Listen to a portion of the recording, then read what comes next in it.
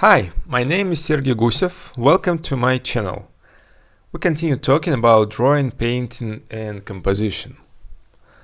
Today I will show how to paint a portrait of a child on canvas with oils. So let's get started.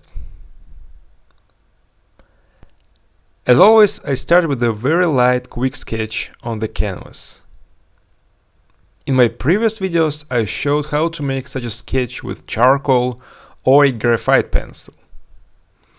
Today we'll make the sketch just with a brush. I use quite a lot of medium and only one paint, raw umber.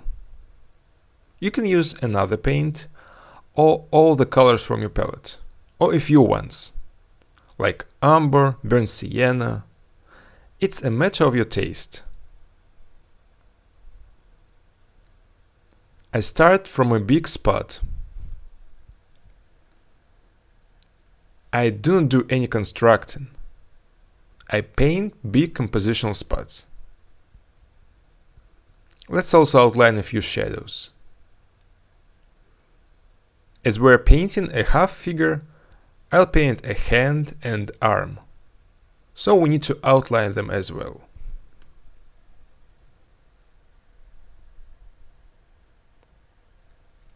Remember that it's very important in the beginning to choose the right compositional solution. Don't make the head or figure too big or too small. If it is too big, it will stand out from the canvas. If it is too small, it will drown in lots of empty space. Both are not quite good and don't look very pretty. Usually we depict the main objects closer to the center. When we paint a portrait, we leave more free space in front of the person's eyes. In this case, I start from painting. I don't construct. No lines, no drawing. We start from the big spots. So we can afford to work quite freely, take white brushes, more medium, paint some shadows. I will work on the drawing at the end, when we draw the details of the face and the hand. I outline the hair. Now I begin to add other colors. I picked up a little ochre from my palette. It's better to start painting quite thick. Don't be afraid of paints. If it is too much, we can always take it off with a palette knife.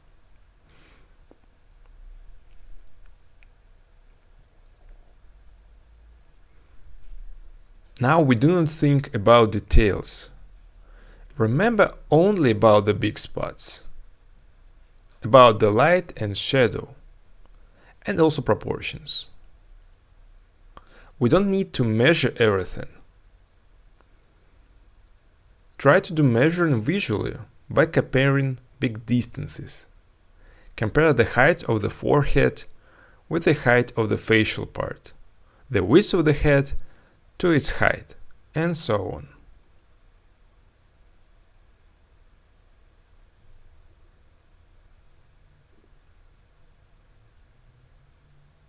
We should also remember about the proportions of the hand and arm.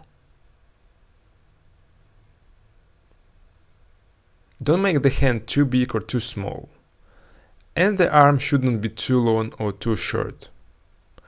You can probably get some information about human proportions, but when we paint or draw, try to determine proportions by eye. Do not measure everything.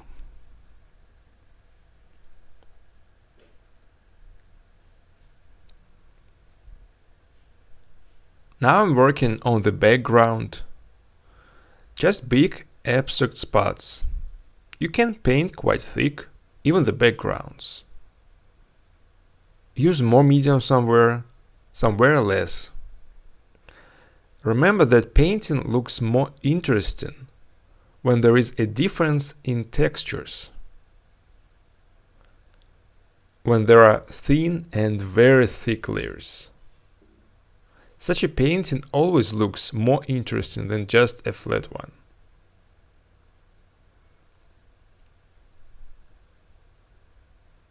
Painting is not only about colors, warm and cold shades, and correct drawing. It's also some visual effects and textures. Of course, it doesn't mean that we should ignore drawing and make big mistakes in proportions for the sake of effect. It's better to combine both. It is also usually better to start painting brighter. While working, we usually soften colors.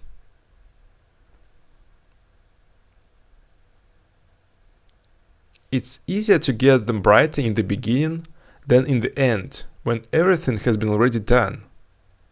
At the end, we only finish the details, and it makes no sense to change big things in the end. All those big things are important in the beginning, so make the colors brighter. Remember, the shadows are warmer, and so add more ochre, cadmium red, burnt sienna for contrasts. And lights are colder, so add more white, ultramarine or sky blue, also cadmium lemon.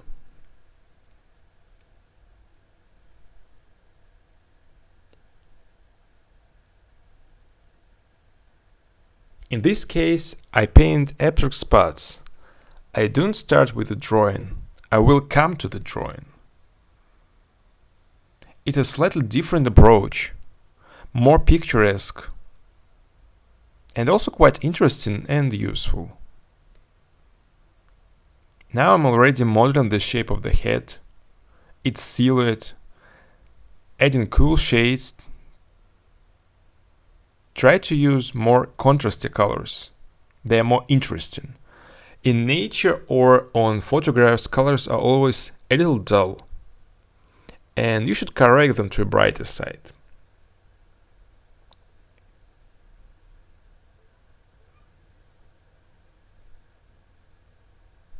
I'm still not painting the eyes. I keep them in a spot.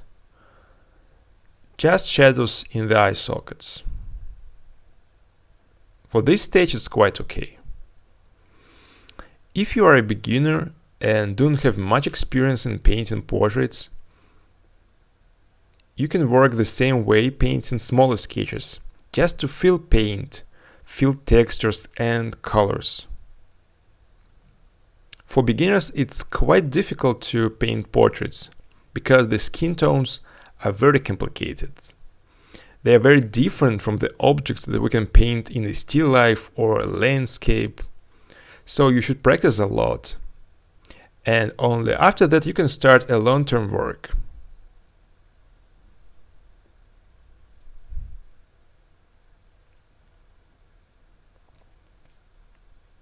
Now you see that I am painting the face.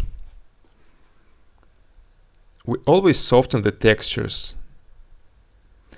Sometimes it happens by itself, in the process of painting, which usually takes a few sessions.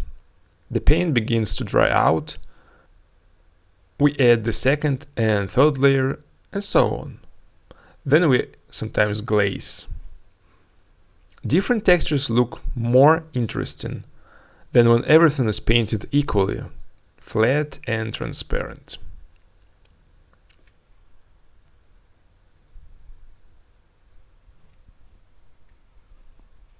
In the beginning, it is better to use wide brushes, bristles. They are more convenient to construct the shape, build up textures, lay thick brush strokes. Synthetics usually soften brush strokes and don't always allow you to get a painting texture.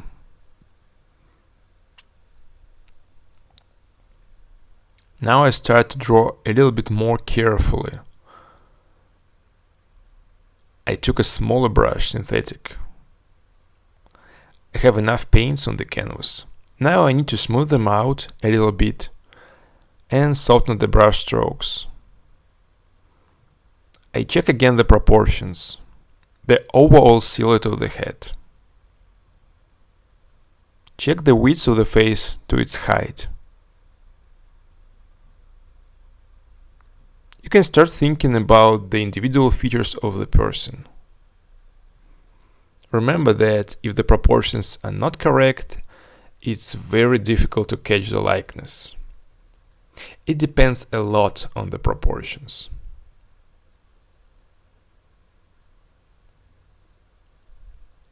I still keep the eyes in the spot. I still don't point out the pupils and irises, and don't put any highlights. In my previous videos I said many times that we have big shadow and big light.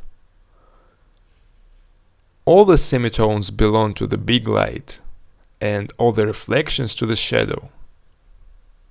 So it's quite important that dark semitones don't begin to mix up with the shadows and suddenly pop up in the light semitones, breaking the big light.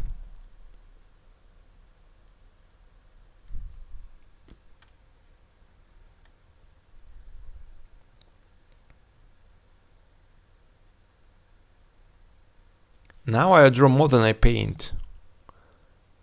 The paint is already drying up somewhere. So you can work on the likeness, draw the lips. It affects not only the similarity but also the facial expression. You see that I started working with big white brushes, bristles, and now I'm getting closer to the end. I use a very thin pointing synthetic for drawing. Now we can draw the eyes. Remember that the eyes are probably the most important detail of the portrait, so it's very important to understand their shape and structure. Don't forget that the upper plane of the lower eyelid gets more light, because it's turned toward the light source. The lower plane of the lower eyelid will be in a darker semitone. You see that I put a glare, it's cold, but not simply white. Add either a little ultramarine or ceruleum. Just carefully draw. The iris always has a reflection that comes from the light.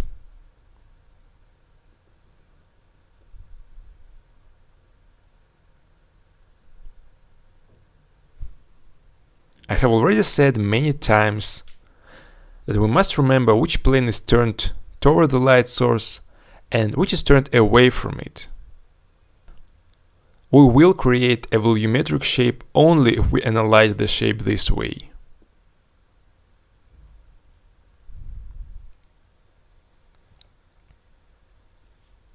And now I'm painting the arm and hand. It's a very complicated form, so try to break it down into simple ones. Point out the light and shadow, and a few details. The face is primary, the hand is secondary. Keep it in a silhouette, in a spot.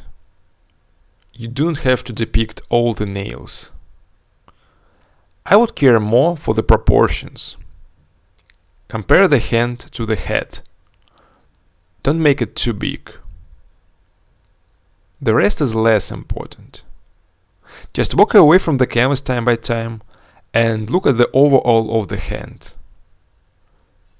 If it looks alike from the distance, then it's painted quite okay. Well, right now I'm finishing the portrait. I think I will work some more after it dries out. I'll finish some details.